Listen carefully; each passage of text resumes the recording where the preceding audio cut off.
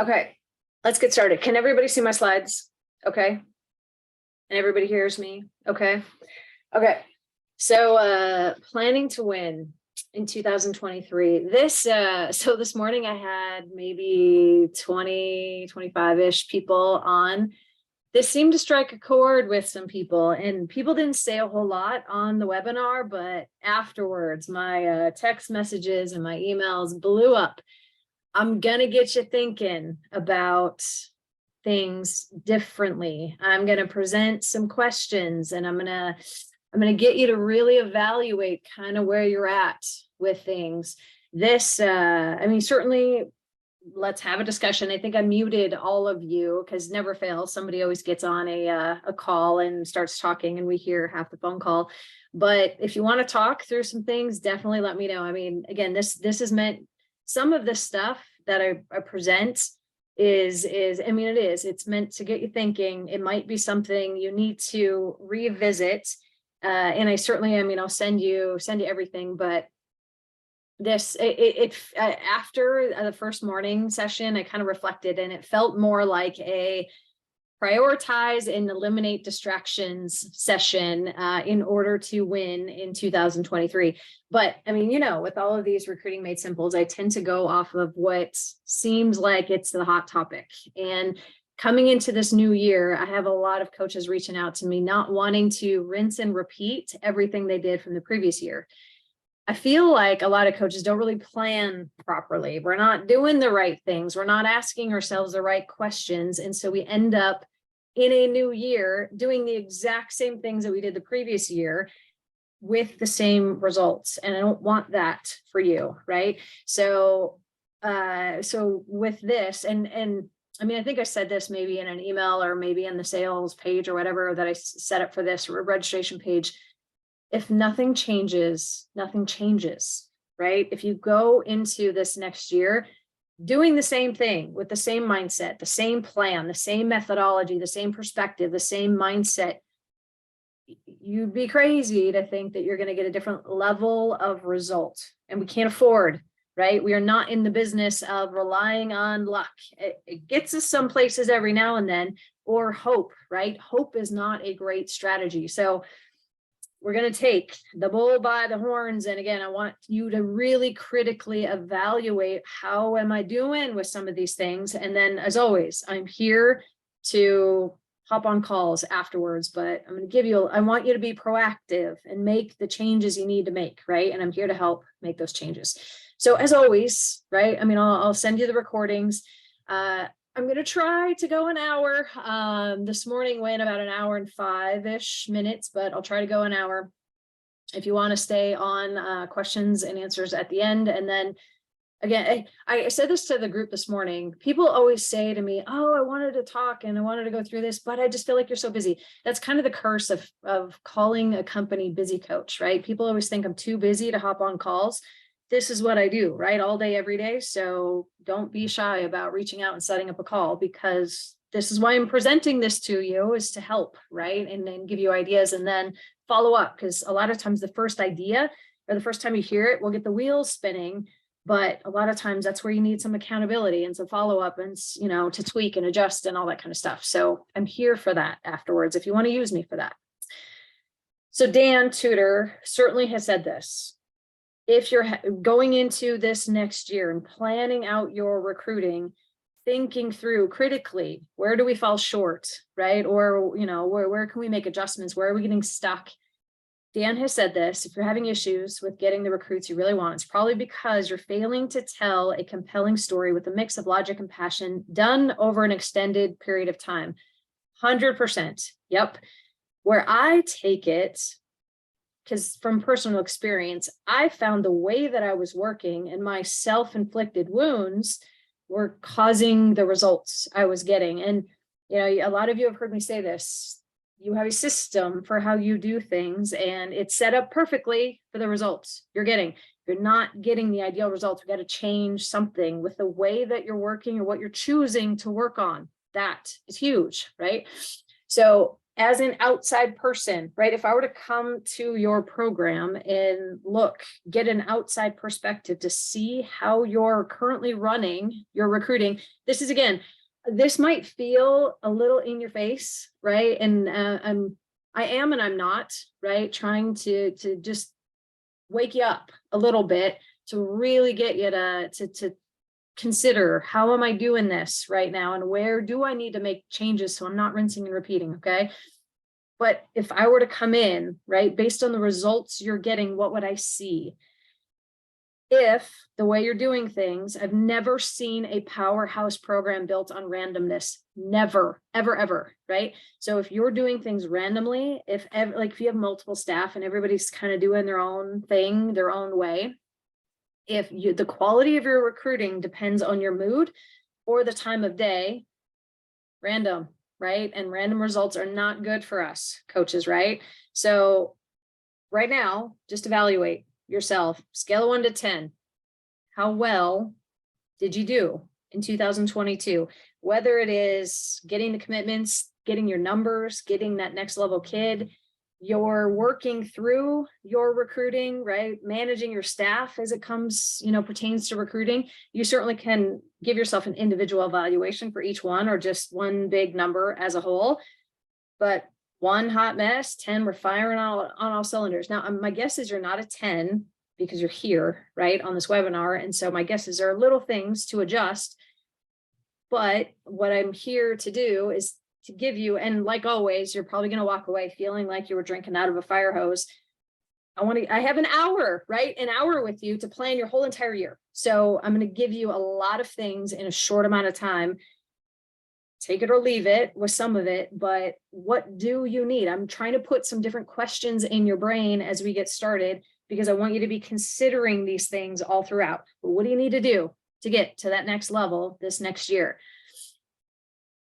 Those of you that talk to me all the time, I'm all about, right? If we need to upgrade a lot of things, a lot of it, you start with the questions and ask better questions. Ask better questions, you're going to get better information and better answers. So again, thinking as we're starting out, let's evaluate where are you currently at with some of this stuff. So this is the first question I want you to consider. And again, I'm going to map out a recruiting process and a timeline, some of those things. Be thinking, if I could only solve my recruiting problems through elimination. Most coaches have shiny object syndrome. Agree? We say yes to too many things and we get overwhelmed with projects and obligations, and we run an inch deep and a mile wide. We get going in 20 different directions. We take one step in 20 different directions, then 20 steps in one direction, right?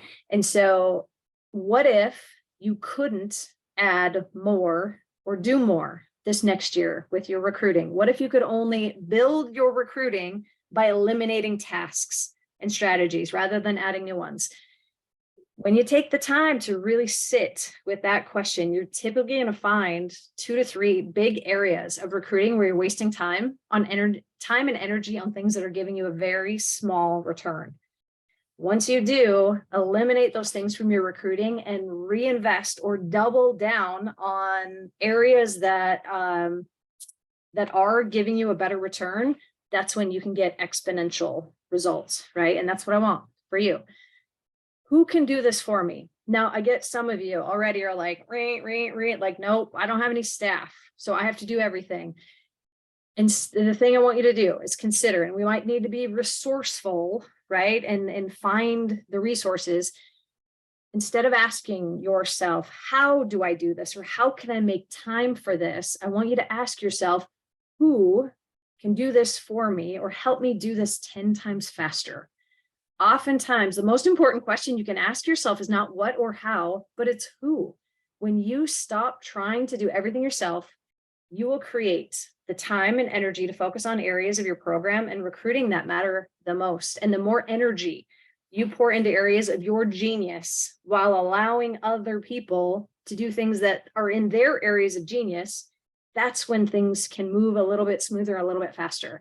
Now, for example, I mean, there was a bunch of coaches on here this morning that I talked into figure out how to get a work study, right? And now that work study that they have within the department now does database entry, now does their handwritten notes. They write them, or the coach writes it, and then the student worker does some of the handwriting stuff, little things like that. My husband, he, when we first got to Youngstown, they went to the marketing department on campus and found students to do an audit. It became part of a marketing class on campus. Let's audit the Youngstown State Women's Soccer program and give them ideas. Kids that age who are massively more, well-versed in how to run social media and what to say to attract and get the attention of other kids their age, right? Who can do it for you? Just be thinking about some of that kind of stuff.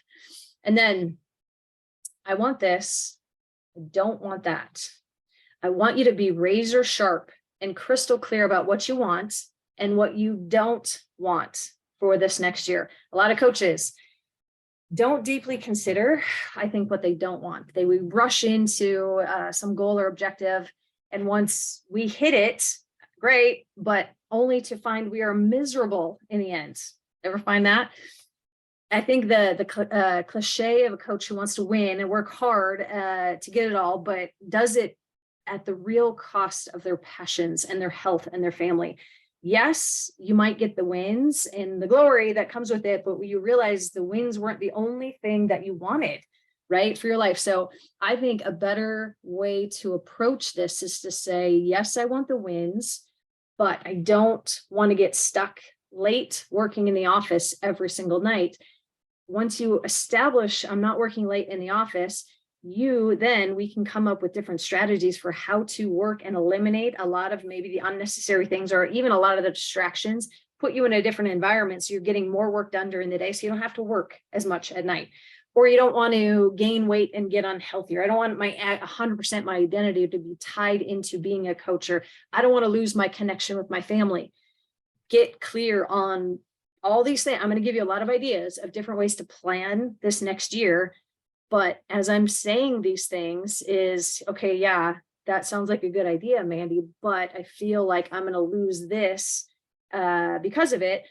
There are ways to do both, right? So you're going to have to compromise on some things, but these are things, again, we can dig into a little bit deeper, but 3 or 4 questions I just want you to consider. And I'm going to keep throwing a few other questions out at you, but okay, you want this for this next year and get clear on what that is. But what don't you want? Also get clear on that. That's super important. As we go into this, and some of you that might have read, I put an article out about this. Do you know what you want? Do you know what the price is? Will you pay the price? And do you have a filter? British rowing team had been really bad for a long time. They had not won the gold medal, I think, since like 1912 or something. Right before the, I think it was 2000 Olympics in Sydney, they did one thing, one strategy that allowed them to win the gold medal. It was a simple question that they asked. And I mean, I guess there's a ton of research on this as well, and as to why this worked. But the question they asked is, will it make the boat go faster? They asked themselves that question before anything was presented to them. Eat a donut, will it make the boat go faster? If no, nope. I'm not doing it. Go out late and go out and spend late night with my friends. Will it make the boat go faster? Nope. That became, will it make the boat go faster, became their filter for everything they did. And in psychology, so I've got a psychology degree, a couple of them. There's a concept called, creating a filter. It's called implementation intentions. It means that you actively plan for failures and setbacks, and you have a strategy that becomes automatic. So they automatically, when presented with something that might have thrown them off, will it make the boat go faster? Therefore, they didn't have to think about it. Once they got presented with something that could have derailed their goal or the commitment to winning the gold, they had an automatic strategy. Will it make the boat go faster? And if the answer was no or unclear, they removed it. Right. And then, so I want you to be thinking about that. Do you have something like that set up that is your filter based on the goal that you have established? Do you have a filter that will help you determine what to say yes and what to say no to, that will help keep you on track? Stephen Covey also had something, and this is where he said, you got to know what the price is, and you got to be willing to pay the price in order to get what you want. You have to first define what you want, and then you have to figure out what the price is, and you have to ask yourself, am I willing to pay that price? British rowing team was very willing to pay that price, and they won the gold medal because of it. They had a strategy, and that was their filter that they had in place. They said no to a lot of things that maybe they would have wanted to say yes to, but they were willing to pay the price. As we head into this new year, I imagine you've got a vision for what you want to accomplish. I want you to use that vision again as your filter for determining what are you committed to this year, and then anything below that commitment or that might derail you, right? I'm trying to set up an easier way for you to make decisions and figure out what to say yes to, what to say no to. You know what I'm saying? And I'll when I send out all the information, I'll send the link to that article that I sent, but it's just, we got to find a way to make easier decisions and eliminate a lot of the stuff that's just distractions and keeping you and preventing you from getting to where you want to go with your goal. So, right, as we start the new year, I love the start of the new year, right? Everybody's ambitious and motivated. You got a clean slate, whether you accomplished your goals last year or you didn't, right? It brand new, right? Starting at zero, right? We get to start brand new. But here's the thing. When we set big goals and have big ambitions, a lot of times we lack clear priorities as to which activities are going to get us to our goal. And so, like I said earlier, right, we tend to move one step in 20 different directions rather than 20 steps resolutely and confidently in one direction. We have 100 things on our to-do list. Do you have 100 things on your to-do list with this new motivation, new year, new things you're going to accomplish? Well, if you're anything like me, I would get overwhelmed. And then what I do when I'm overwhelmed, I do nothing. And I resort to the simple and safe things that are just more busy work stuff that never helped me make progress. I always felt like I was on that hamster wheel, spinning, never getting anywhere. Right. And I've seen so many high level coaches have too many competing distractions and priorities. And again, they end up going nowhere. I don't want that for you. Right. 20 steps in one direction means that you are convicted, you are committed, you've made a decision, and you're willing to filter out all other options. And the only way to really know what your number one priority is to be clear on your goal. Okay, so the goal shapes the priority and the goal shapes the process that you go through. I don't know if you guys have ever read this book, The One Thing, and then that's Tim Ferriss, but The One Thing by Gary Keller. He's a billionaire. This is the question that he asks Tim Ferriss. It's his number one prioritization question to determine which priorities to focus on.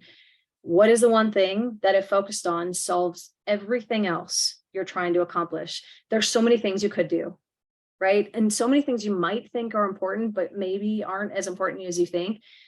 A lot of, again, what is the one goal? Everything else is a distraction. And if you sit down and you clarify what the priority is, what is the number one thing that if I focus on, it solves everything else? If you're clear on that priority, if you're clear on your goal and it's stretching and it's exciting, again, it's going to help you quickly filter out all of the wasteful, competing things that are pulling at your attention.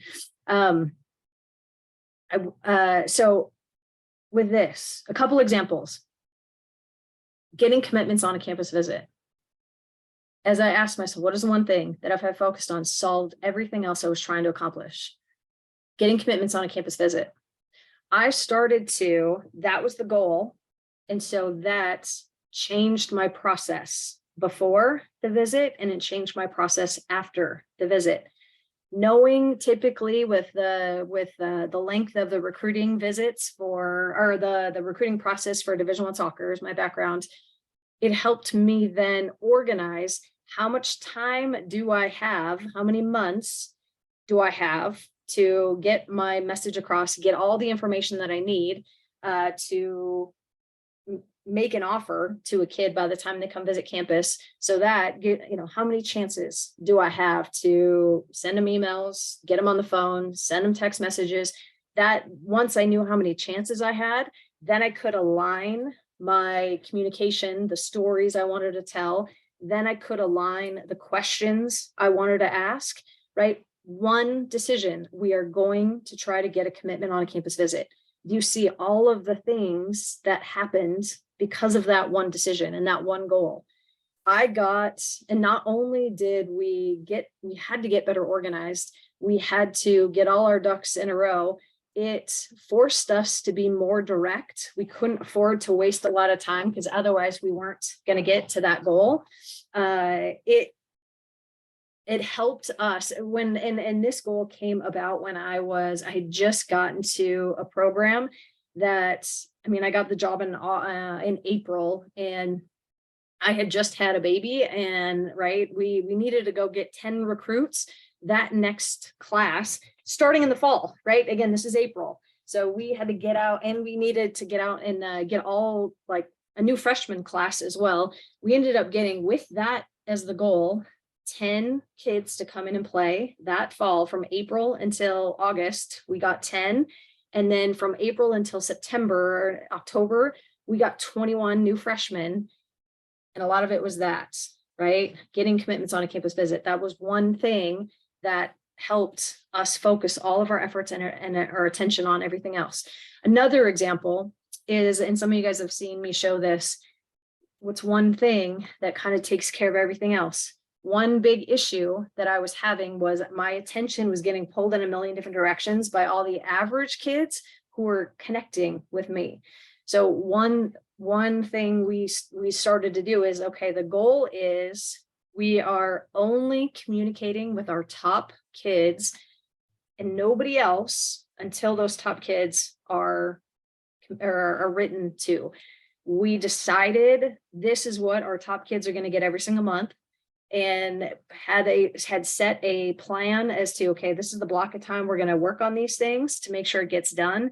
And then when and only when that happened, then everybody else got communicated with. That became one thing that we focused on. It was amazing, right? Those top kids, a lot of coaches that come and start working, they want to work with Dan, they want to work with me and Busy Coach and with Dan on a lot of stuff. It's like, all right, one reason that we're self-inflicting wounds that are causing us for the recruiting process to last much longer is, even though we have great intentions and plans starting every single day, we get lost in the average recruits that we're trying to keep up with, and we're not showing enough love to these best kids. You know what I'm saying? But it's just one thing we did that knocked out, again, getting distracted, spending more time in our email, right? And we gave more love to those kids. We gave more love to the parents. We segmented things, so we had less things coming in, which again helped. There's so many things that the one thing did. It might be, for you, what is the one thing you focused on? Health, right? I know for me, if I work out in the gym that I go to 4 days a week, my focus, I listen to podcasts. There's 10 things that happen just by making that commitment. That's my one goal. It takes care of a lot of other things. Thinking about, just again, going into the start of the year, planning. Don't overwhelm yourself with 5 to 10 goals. Pick one thing that has a multitude effect on many, many things. You know what I'm saying? So just trying to get you to think of goals a little bit differently and really evaluate, how am I tackling this year? So these are the 4 areas that we'll go through. Plan to win. Annual review. I think the first thing you should do before we plan, we already kind of planned your goals, right? And your vision, hopefully got at least you thinking about it. But I want you to look back on this last year. Look at what you did. What happened this year for you and your recruiting? I think in a lot of ways, you want to make sure that when you're planning, you want to frequently look back. So yes, we're doing this once now, and I'm going to give you, all the things that I have listed aren't all of the things. I could, and maybe I should put out another, I probably could put another few pages of things to really evaluate, but I do find a lot of value in an annual review, evaluating the activity that happens, the gaps, what went well, where do we get stuck, right? Because it's hard to, as we're planning for bigger and better and winning this next year, if we don't take a second to look back and really see what we did. So I'm not going to go through every single one of these. Again, I'm going to give you these slides. This is something to think through and really evaluate, dig into your numbers, right? When you have a time, but what were these things for you? And again, did we spend enough time on some of these things throughout the year? But and for me, looking back, this is where I started. This is where I was first actually introduced to Dan, is I started to pay attention to my numbers, right? Is I wasn't getting a lot of people responding to my first message. Reached out to Dan. He helped me change the words on the page. Same school, same coach, same everything, different words on a page. My response rate went up. I would not have even paid attention to it. I would have just kept head down and work. And eventually something will, if I reach out to enough people, eventually I'll get enough. No, like that was burning me out and I was overworking myself. So take a step back, review this for however long it takes you to figure some of these things out, so we can make a better plan to make sure that we're not wasting time and doing things in the future that aren't working for us. You only have so much time in the day, right? I want you to make sure that you're only spending time on key things that are moving you forward. So performance review. This is something to do at the end of the year for sure, but you want to get ahead of your competitors faster than anybody else. At the end of every month, even ideally every 2 weeks, is what should look back at all of your tasks. There is a reason why I created a day planner for coaches. Coaches are horrible at putting Post-it notes everywhere, little pieces of paper everywhere, or we keep in our head everything that we're doing, right? If it's in your head, how do you organize it? How do you evaluate it from a quality perspective? What's working and not working? What I want you to do from now until forever, right? Write down every single task you do every single day in the office. Don't just keep it in your head. Don't just go on automatic pilot. Yeah, I know that needs to get, so I'll just do it. Write it down so we can evaluate what are the results we are getting. And then every 2 weeks, every month, every year at this point, what do we stop doing because it's not giving us a good return? What do we start doing more of? What do we do less of? What do we do more of? And what should we continue to keep doing? It's really hard to do that, again, if everything's in your head. So get it out of your head onto paper. And then, right, and I'm going to give you some other ideas of different performance things that we can talk about, but that's a simple thing to do. And this takes, at the end of the year, it might take longer if you haven't done it all year. But if you do this every 2 weeks or every month, like you can get through it pretty quick. And again, you want to get ahead of your competitors and actually be putting on your calendar things that are, leveraged things that are going to get you a better return for the time and effort you're putting in, right? This is a great thing to start adding into your calendar every single month. Conversion, right? All these things. Reached out to, how many responded, how many, did you get past the first phone call? Wasn't until I started really tracking my numbers and the data on how many did I get on first phone calls and where was the drop off? How many did I get on the second phone call? I found that my first phone call I thought went great, but I wasn't getting a lot of second phone calls. And so because I paid attention to the numbers, I was able to tweak my first phone call, made it a little shorter, stopped asking for campus visits, started following up with a video of something fun the team liked doing on campus, right? There were little things that I did, and it got me further into the process a lot smoother with the better kids that I was after. But I wouldn't have paid attention to it had I not tracked my numbers. And some of you might be thinking, Mandy, I got so much stuff to do. I can't do this. This is work. It is. It's upfront work, but this will save you a massive amount of time on the back end. And again, we are paid as coaches, right, for the value we provide and the results we provide. Does it not make you probably do this? A lot of you guys with your sport, especially you basketball coaches, right? I know you're tracking, and baseball, like golf, right? We're all tracking the numbers and you make adjustments based on the numbers. Do you have a set of numbers, a recruiting dashboard of the numbers and the metrics you're trying to hit? So each month as you're planning, right, we're planning only to include on our calendar or do more of things that are getting us a better return on time and effort? Or, right, what are the, where are the gaps? Where are the holes? Like some of these things we can start to really figure out once you do a review. Personal review. How much time did you spend on recruiting? A lot of times you might have the best message, the best facilities, best campus, but if you're not putting enough time on it, might be where you're falling short. Again, scale of 1 to 10. Am I random with it, or am I really like devoting a good chunk of my day to recruiting? How much value did I provide? I'm going to take you through it a little bit, an exercise where it's just mapping out what is low value, medium value, high value activities. And once you're clear on that stuff, it's just easier to make sure that stuff ends up on your calendar. Now, I have on here total goals achieved for this past year. I don't know about you, but I certainly have, hundreds of notebooks all over my house as a longtime coach.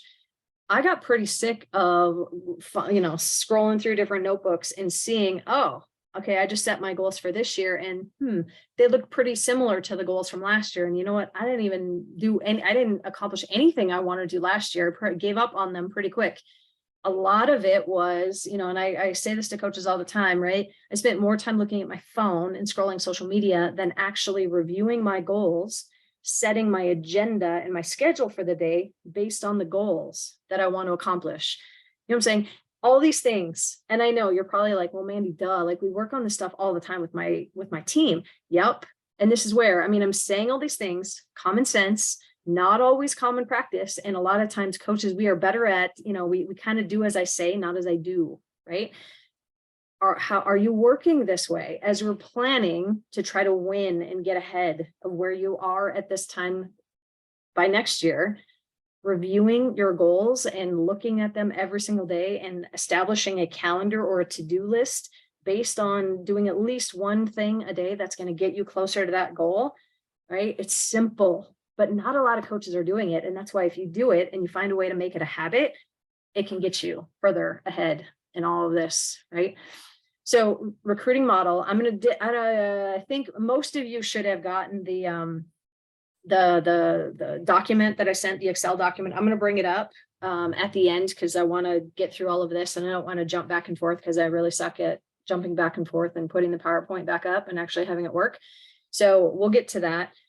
But recruiting performance, I'm curious to know, do you have vital metrics? What are the metrics that get you to the number of commits you want? For a lot of coaches, it's campus visit, right? Campus visit is the number that if we can get kids to come visit campus, your yield rate is pretty high.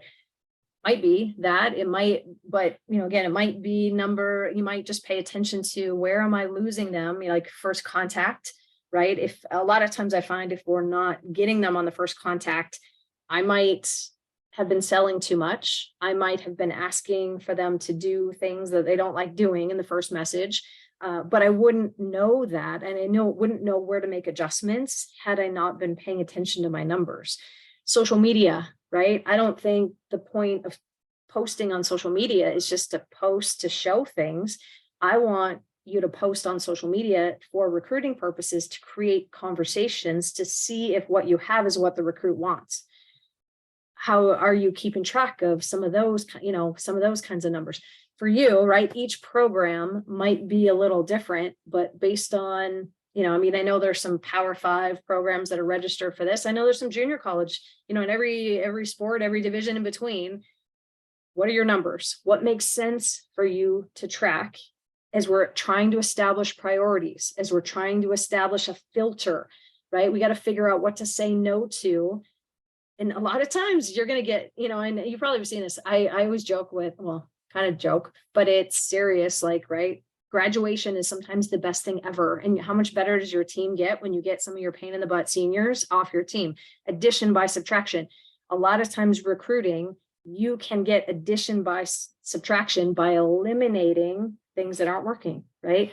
Do you even know? Do you have a dashboard? This is something, again, I don't know that we can answer it here for everybody individually, but set up a call and we can talk through some of these things. But just paying attention to your numbers, right? Little adjustments month after month after month right? You're going to keep making improvements, keep improving your system, keep improving your process, eliminate things that aren't working, right? It's going to get you further ahead faster. This plan, do, review. It's like you do with your team, right? You plan a practice, you execute on game day, right? We watch the game film. Based on the game film, we make improvements. Are you doing that with your recruiting? No, most coaches aren't. Most coaches, we just plowing in, head down, working hard. You know, it's not working like I want it to, so I'm just going to work 10 more hours this week. And that's our solution to things, is work more hours. I don't want you to do that because we only have so many hours in a day. And I want you to have a life outside of sport, right? So just review. What do I do more of, do less of, start doing, stop doing, right? Continue doing, or hop on a call, right? So I see Mike DeVillibus on here, Susan Holt on here. I don't have anybody else's things up, but like, right, all of it, we can help kind of sort out what some of these key metrics might be for you, but just a little bit of upfront work, establish what these things are, and just month by month. This isn't a daily thing. It's like once a month, right? Just go through, what are your metrics? And then, right, do more of, do less of, stop doing, start doing, continue doing, can change your recruiting very quickly. I've seen it. So before I get into that recruiting growth chart, I want you to think staff performance. And I heard this example and I loved it. For those of you that have staff, are you treating them like pets? Or are you treating them like children? Meaning, pets are very dependent on you. No matter how much training you give them, they need you for food. They need you, right? I mean, if you got a dog, they need you to go outside and go to the bathroom. They need you for all that stuff. Whereas kids, at first, obviously, they're very dependent on you. But as they get older, they get more independent and more, free to do kind of, they can do their own thing if you've trained them well. How are you handling your staff? Are you keeping them dependent on you to do everything? And if you are setting it up that way, it might be why you're not getting ahead as much. Or are we treating them like, okay, we are, teaching our new young staff to, be independent thinkers and be able to eventually do some of this stuff without us? That is when you can multiply your results and get ahead much quicker. So I just wanted, I don't know if that example resonates with you, but I heard that the other day and I was like, you know what? I definitely for the longest time treated my staff like pets, where I felt the need. I was trying to stay in control of everything. But once I let go of that, right, it freed up my time. Giving some control away with certain things freed up my time to, again, spend more time in my zone of genius, and we were able to move ahead much, much faster. Do you have for your staff it broken, all the recruiting roles and responsibilities isolated, and have certain, like, given ownership to different people on your staff? Have you done that? And if you haven't, again, is it just one big clump of things, and depending on the day, each person does their own thing? I mean, that is definitely a way to do it, but I would say if you can create ownership for one aspect of recruiting. This is just a general organizational chart. But you know what I'm saying? It's just isolate that, give ownership, create the metrics you're trying to hit with each thing. Objective measurements versus subjective things. And I'm going to walk you through a little chart here in a second, giving more examples of that. But I even was on a phone call right before we got on here with a few different football staffs assistant coaches aren't doing as well as I would like them to. How can I establish a better system for getting them to do certain things? And one thing that we talked about is something like this.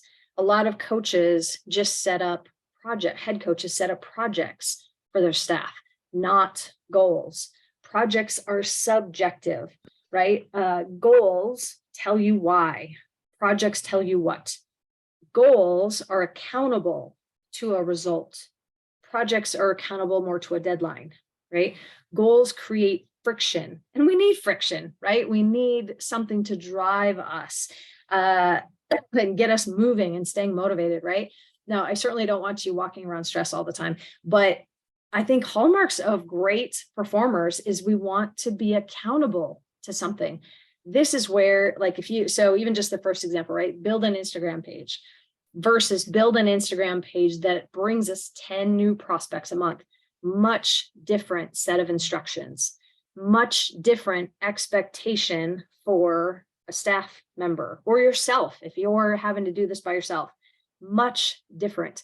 Now, right now you have something to work towards, and you either, right, objectively, you did it or you didn't do it. And if you didn't accomplish it, well, then we can evaluate from a quality perspective, what were the actions that I take and where do I need to make adjustments, right? If you're executing on a high level and you still didn't accomplish the goal that you set out, well, then maybe then we can adjust the plan. You know what I'm saying? But do you have a way to really evaluate if the quality of your actions is making an impact with where you're going, or are we just throwing darts and being random and hope something works eventually? And remember, hope is not a good strategy, and hope is not a way to build a powerhouse program and win with your planning and everything you're trying to do with your team in this next year.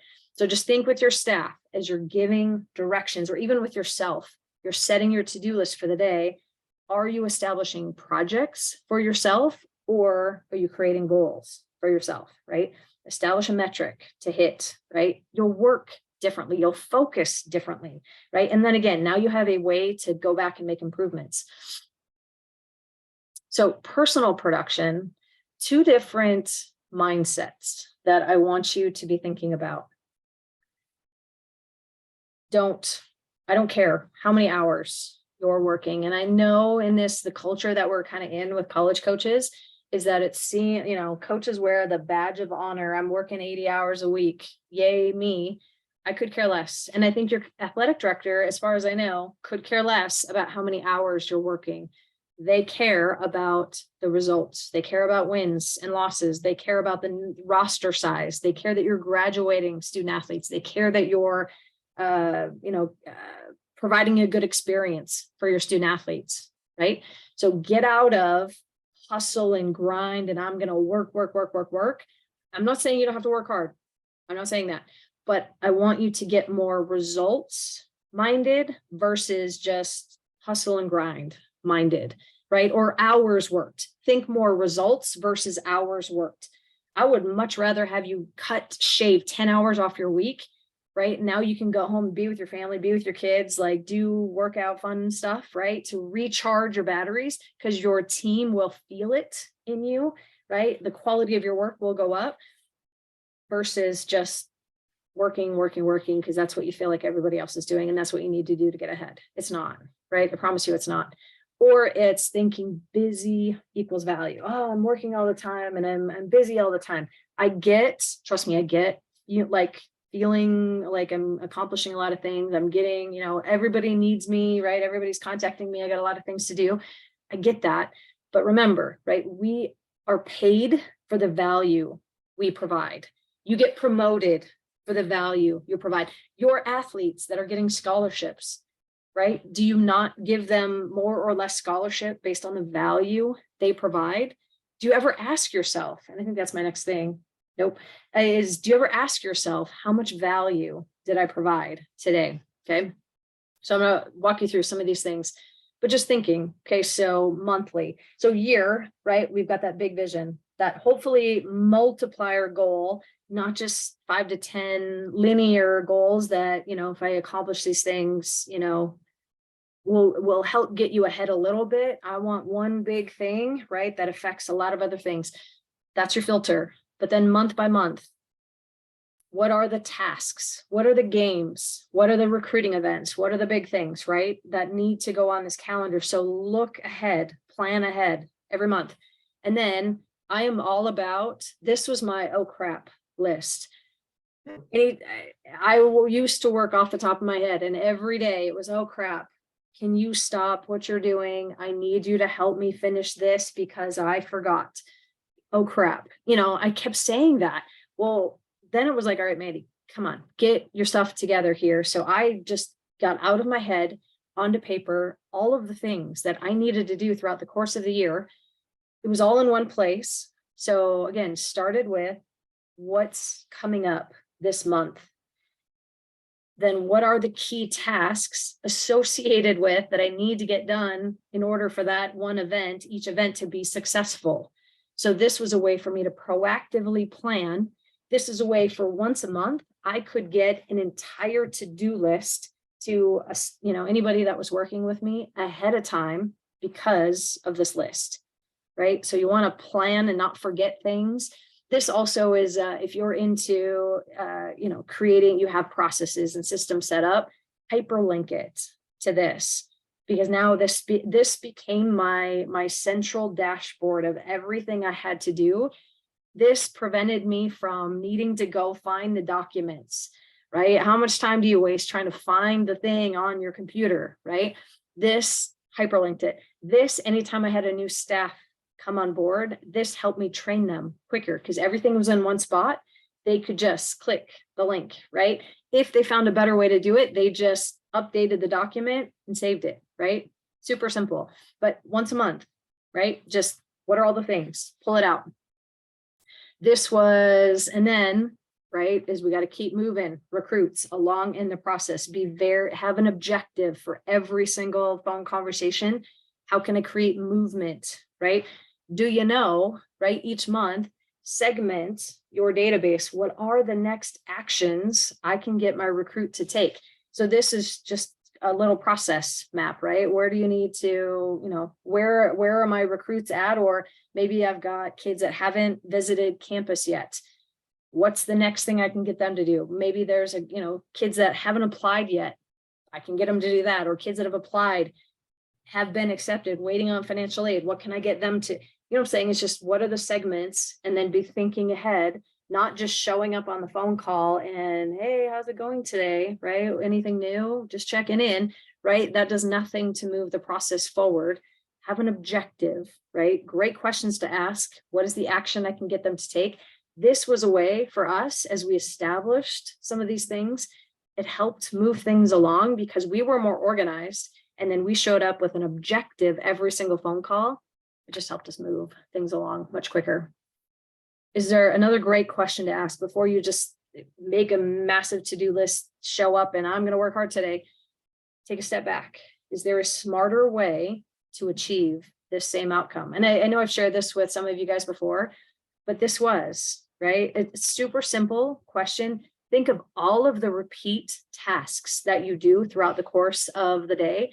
I was randomly recruiting, fitting in a little bit here, a little bit there, and I was getting distracted. It kept getting pushed off to the end of the day. End of the day, I was tired. So I was more distracted. What would have taken me 2 hours in the morning to do was taking me 5 hours at night to do, and the quality wasn't as good. Is there a smarter way to achieve the same outcome? Okay, so I started, Mondays were administrative for me. That's where my brain went. So I just stopped doing recruiting on Monday and I left it all to Tuesday. Got all my recruiting administrative stuff done. It freed up my brain to focus more on recruiting. I got more done. Mornings, I am more fresh. I'm more focused. So switching it from the night to the morning, just a simple, right, change in decisions as to when I'm working on it. I got 10 times more things done in the morning. And then location. Be very, cognizant of the environment that you're in. I was getting very distracted by all the stuff, right? And all administrators and when teams start coming in, all those things, right? Okay, where can I go? Is there a smarter way to achieve the same outcome? Why don't I go where nobody can find me and work, right? That simple little thing, I got more done in a week than most coaches would get done in a day. Or I got more done in that day than most coaches would get in a week, just from simple adjustments. And that question, it was a simple answer, but I never would have come up with that solution had I not asked myself that question, right? Questions, keep asking yourself all throughout the year. There's simpler ways to do things. You just got to take a step back, right? And really kind of dig through that. Themes, right? Those of you that are Dance Tutor clients, right? We're all about the themes. This was a game changer for me as I'm planning month by month. Again, problems are your friends, right? We need to see problems as positive things because it really keys in on Where are we falling short and where can we get ahead of our competitors? Because chances are your competitors have the same problem. I was having the problem of, as I'm always adding names, taking names off, I was having a hard time keeping track of who I had set what to. So when I became a Dan Tutor client, massively helpful, because now I had one simple theme to focus on month by month. And no matter if I've been recruiting them for a week or 6 months, they all got the same topic that month, simplified things for me and freed up so much time and brain power trying to figure out what to say to these kids to move things along, right? So themes, right? Are we trying to, send them individual messages, or does it make sense to plan it out and find a way to send one thing to kind of everybody throughout the course of the month, right? Much, much simpler planning process and simpler to execute, right? Another thing, getting organized. This was, for me, out of sight, out of mind. If I didn't see these recruits right in front of me, I forgot about them. So again, thinking, I got to get commitments on visits, and we need better players than we've ever had. So I've got to keep my top recruits moving along in the process. So we just created a simple Excel document, and it wasn't just recruits' name and their name and address and all that stuff. What are all the actions we can get them to take, right? And so it just each interaction with them, it helped as a staff, as we had multiple people all recruiting everybody. We knew what the other coach had done because it was marked on the list. So there was no digging through the front rush or jump forward or figuring out what happened on the last phone conversation. Like, everything was here. So it was much easier to, when we showed up on the call, to figure out what is the objective, what is the action we're trying to get them to take on this phone call, because everything was all in this one place. We started to see trends as to when we started to lose kids. We started to see, so then we made adjustments, right? So we kept kids in the process and in the funnel a little bit deeper, right? We started to see who was really trending towards us. We got them to commit sooner, right? We wouldn't have seen any of these trends had we not created this simple spreadsheet, right? To just track the numbers, but just things to get organized as we're planning month by month, right? Simple tracking form, right? Got to keep the main thing, got to keep the best recruits front and center. Do you have a list that you are working off of to all your best recruits? Do you know if you're staying consistent with them? Do you know which is the method of communication your recruits are quicker to respond with? Where are you losing them, right? And some of these things, this was just a simple sheet. It wasn't all of my recruits, but it's just the top ones helped me just keep track of them. And as I was prioritizing them over these other kids, right, I didn't reach out to anybody else until these kids got reached out to.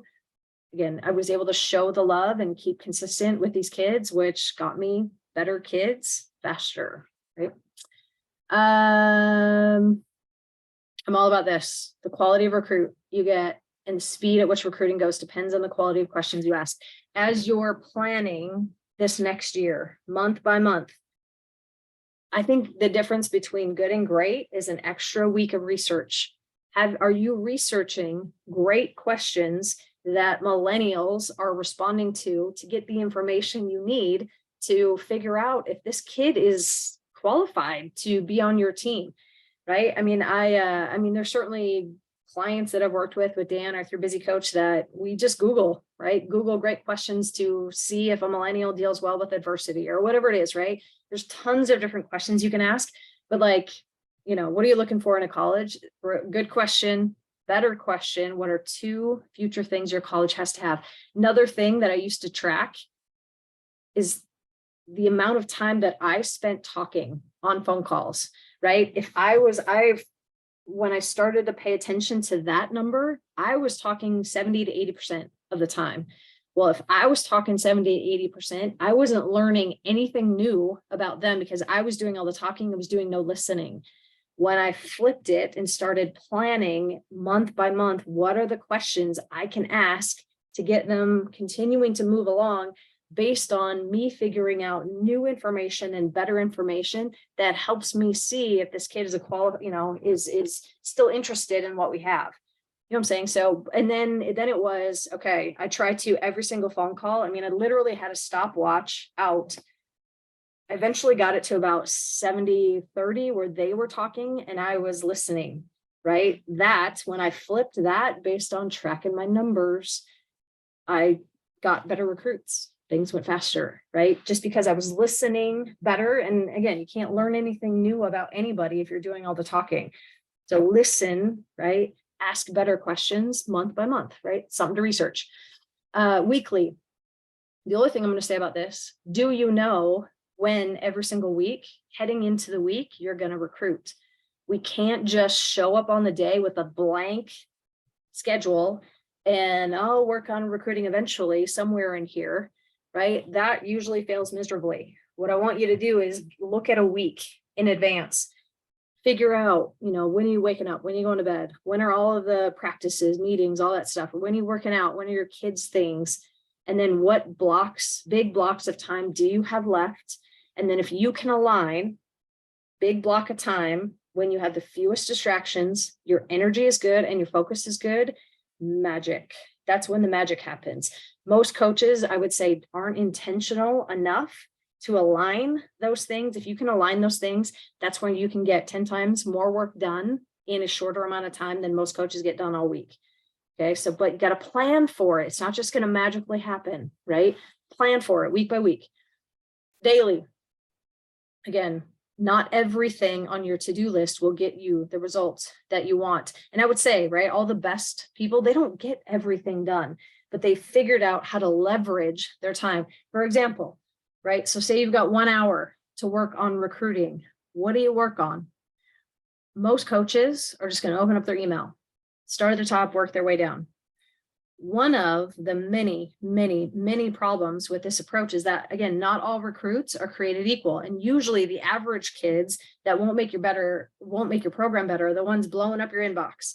So when you start at the top and you don't prioritize top recruits, you're going to waste a lot of time and effort on average kids who aren't going to take your program to the next level. Agree? What I want you to do is, right, in that hour, make the decision ahead of time. This is what I'm going to send to my top recruits. This is the action I need them to take. This is who I'm sending it to.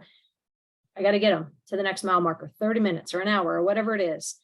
That is the same hour, but that results, I imagine 50 to 100 times different, right? Same hour, much different result, just a different leverage, So look at your to-do list that you've created for this week. Are you leveraging your time every single day as well as you could? And anything that, anything recruiting activity wise that is going to yield you a better result without more work is increasing your leverage, right? So it's just thinking through, again, what are the, all the things you could do? What are the few things you could do that are going to get you the biggest result? Simplest way, who are my top recruits? What do I need to get them to do next? Start there. Nothing else gets worked on until you've accomplished that, right? And then anything else can get done. But, right, do you see the difference, right? And just what you're choosing to work on, right? Make that decision in advance, right? And leverage your activities. So this is, again, daily in setting up your day. It is helpful to just do a brain dump, get it all out of your head. And this is where I like batching them together into like tasks. And it could be email, it could be errands, it could be phone calls, whatever, but just recruiting, administrative, social media, visit, personal things to do, brain dump. And then, and this, I want you to brain dump. And again, put every task that you're working on, because again, we want to set up a system for being able to remember the plan, do, review, and improve. We want to be able to go back and see, what did we work on? Are we spending enough time doing the right things and spending enough time, making sure that we're getting enough of it done? But brain dump and then pick out, what are my top 2 or 3 things that are that are leveraged activity that are going to get me exponential results, right? Versus, again, just starting your email, working your way down, versus moving your top 10 recruits to the next mile marker. But decide what those are, put brain dump, pull those over, set a metric, right? So I need to get my top 10 out-of-state kids who haven't come to visit campus. I am getting my top 10 kids scheduled for a virtual tour this week, right? That you either, it's objective, you did it or you didn't do it. What is it, right? And you keep working until you hit that metric. There is and they might even be on this call, is there's a lacrosse program that I work with that the head coach was like, well, so my new assistants, do I just have them reach out to 100 kids? That's the goal, 100 kids every single day.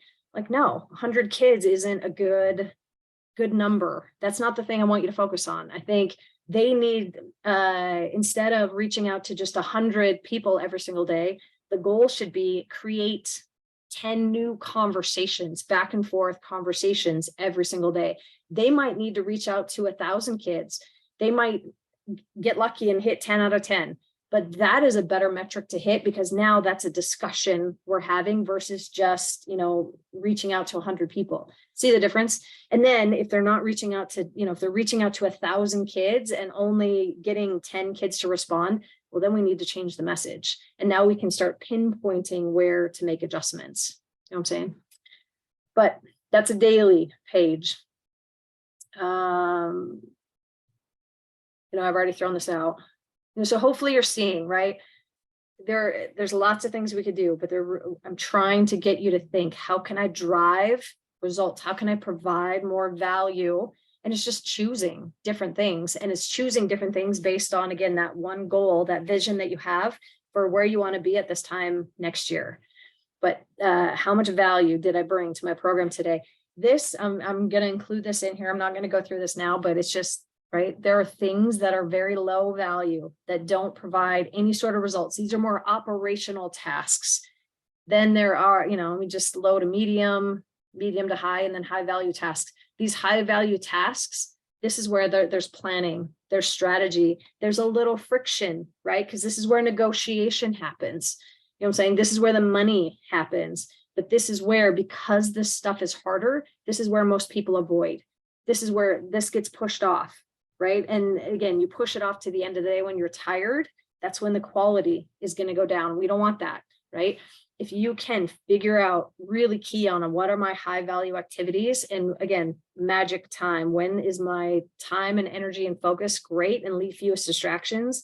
And when do I have the most amount of time to do it, and leverage these high value activities, right? As we're planning, right? This is how you can get ahead much faster this year. Winning is simple. Just wake up every day and do the things that other people are avoiding. I mean, these are things, again, common sense, right? A lot of these things, these are common sense things, but not a lot of coaches are actually doing this stuff. They're not, right? But what I want to show you is, let me see if you guys can get this. Hopefully I didn't close it down.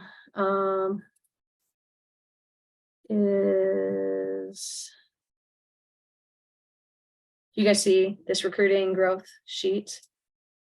So this, right, as you're planning and trying to figure out, where are the holes? Where are the gaps? What are we currently doing?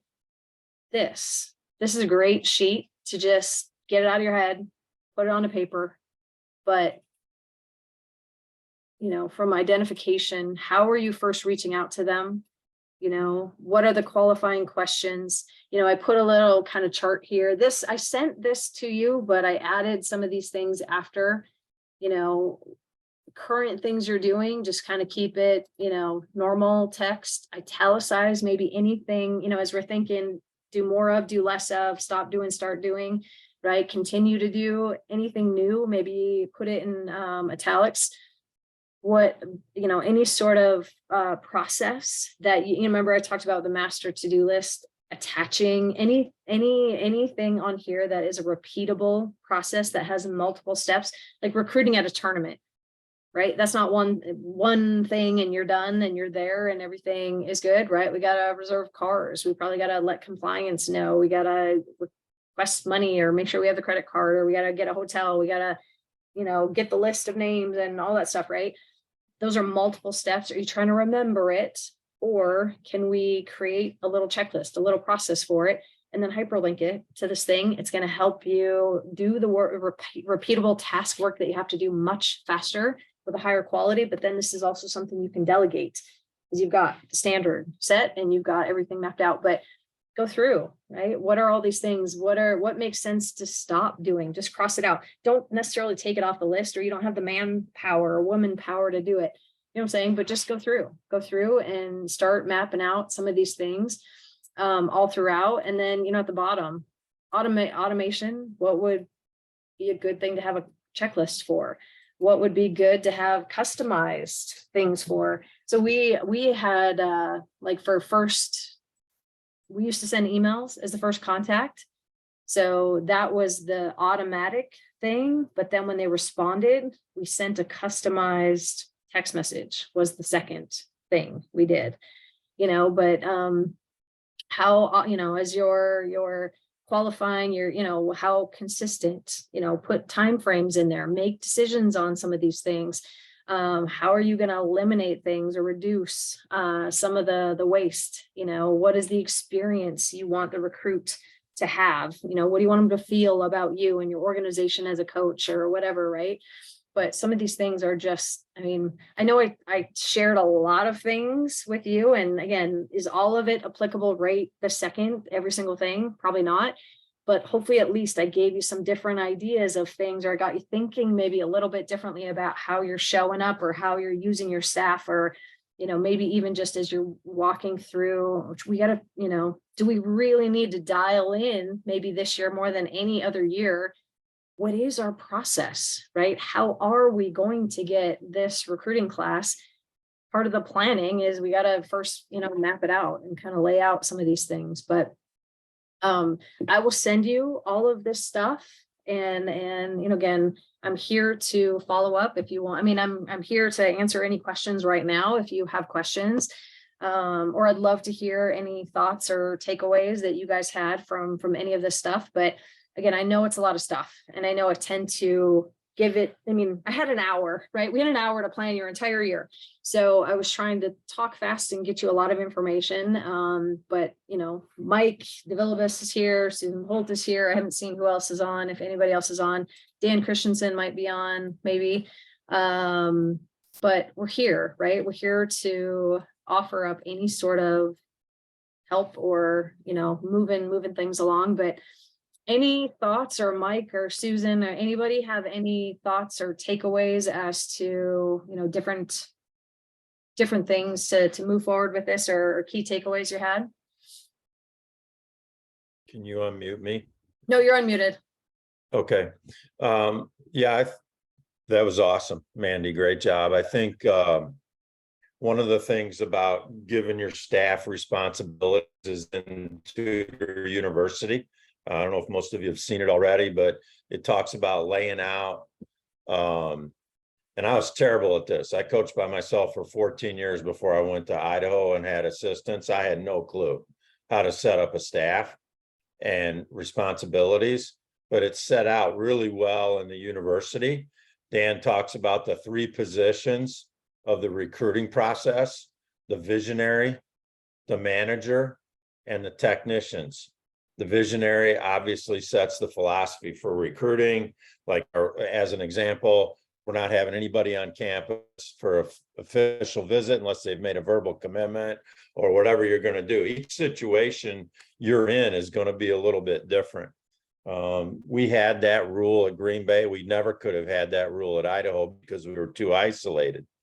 So the visionary sets up the philosophy of the recruiting process. The manager is the one who makes sure it's getting done. That's your recruiting coordinator. They answer to the visionary and have no jealousy of the visionary. They don't want their job. You've got to be super loyal in that position.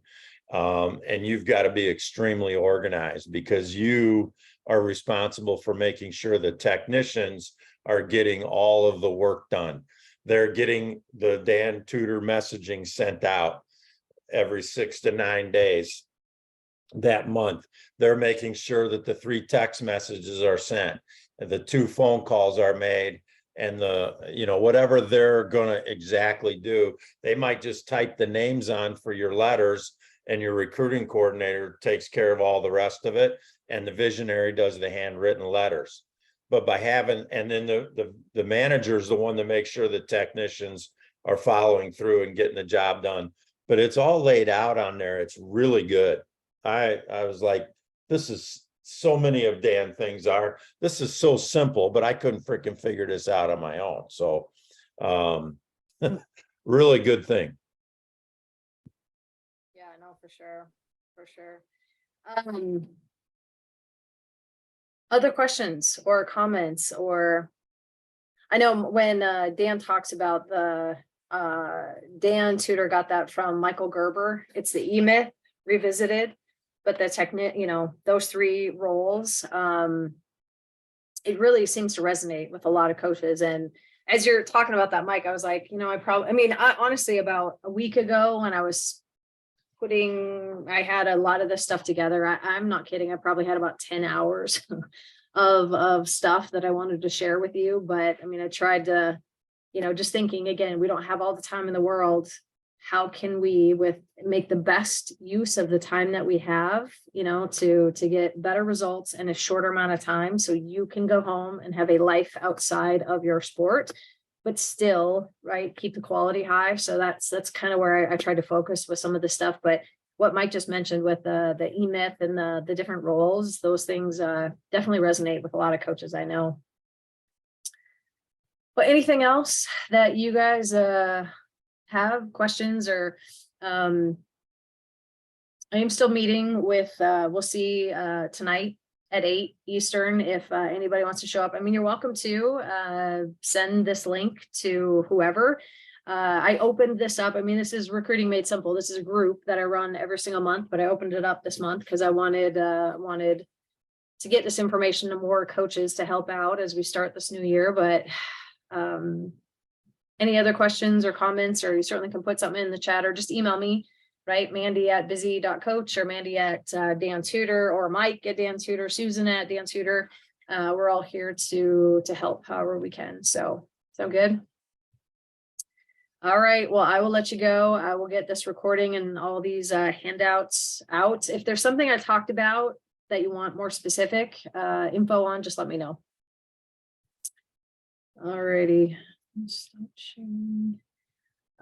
See you, Mandy. See you, Mike.